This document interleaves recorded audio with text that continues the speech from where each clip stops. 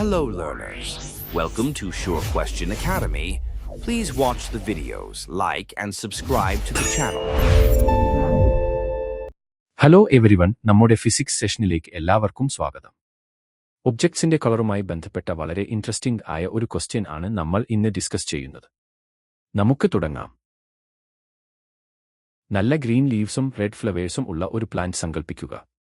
ഈ പ്ലാന്റ് നമ്മൾ ഒരു റെഡ് ലൈറ്റിൽ മാത്രം വെച്ചിരിക്കുന്നു എന്ന് വിചാരിക്കുക. നമ്മുടെ ഫസ്റ്റ് ക്വസ്റ്റ്യൻ പാർട്ട് 8 ആണ്. ഈ റെഡ് ലൈറ്റിൽ ലീവ്സിന്റെയും ഫ്ലവേഴ്സിന്റെയും ഒബ്സർവ്ഡ് കളർ എന്തായിരിക്കും? അതുപോലെ അതിനു പിന്നിലെ സയന്റിഫിക് റീസൺ കൂടെ നൽകണം. നമുക്ക് പാർട്ട് എയുടെ ആൻസർ എന്താണെന്ന് നോക്കാം. റെഡ് ലൈറ്റിൽ ഗ്രീൻ ലീവ്സ് കംപ്ലീറ്റ് ആയിട്ടും ഡാർക്ക് അല്ലെങ്കിൽ ബ്ലാക്ക് ആയിട്ടാണ് കാണപ്പെടുക. എന്നാൽ ഫ്ലവേഴ്സ് റെഡ് ആയിട്ട് തന്നെ കാണപ്പെടും. ഇതിന്റെ റീസൺ എന്താണെന്ന് നോക്കാം. ഒരു ഒബ്ജക്റ്റിന്റെ കളർ ഡിസൈഡ് ചെയ്യുന്നത് അത് ഏത് ലൈറ്റിനെ റിഫ്ലക്റ്റ് ചെയ്യുന്നു എന്നതിനെ ബേസ് ചെയ്തിട്ടാണ്. ഗ്രീൻ ലീവ്സ് റെഡ് ലൈറ്റിനെ കംപ്ലീറ്റ് ആയിട്ടും അബ്സോർബ് ചെയ്യും, ഒന്നും റിഫ്ലക്റ്റ് ചെയ്യില്ല, അതുകൊണ്ടാണ് ഡാർക്ക് ആയി കാണുന്നത്. എന്നാൽ റെഡ് ഫ്ലവേഴ്സ് റെഡ് ലൈറ്റിനെ റിഫ്ലക്റ്റ് ചെയ്യുന്നതുകൊണ്ട് അവ റെഡ് ആയി തന്നെ കാണപ്പെടുന്നു. ഈ ഒരു ആനിമേഷൻ ശ്രദ്ധിക്കൂ. വൈറ്റ് ലൈറ്റിൽ പ്ലാന്റ് നോർമൽ കളർ കാണിക്കുന്നു.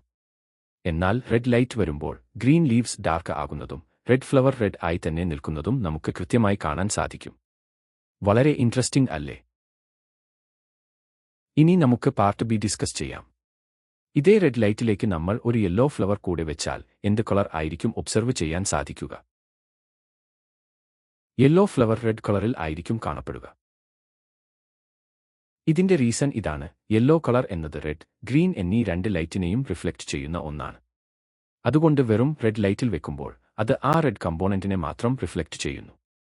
അങ്ങനെ നമ്മുടെ കണ്ണിന് അത് റെഡ് ആയി കാണപ്പെടുന്നു. ലൈറ്റിന്റെ അബ്സോർപ്ഷനും റിഫ്ലക്ഷനും എല്ലാവർക്കും ക്ലിയർ ആയി എന്ന് വിശ്വസിക്കുന്നു. Thank you for watching. Happy learning.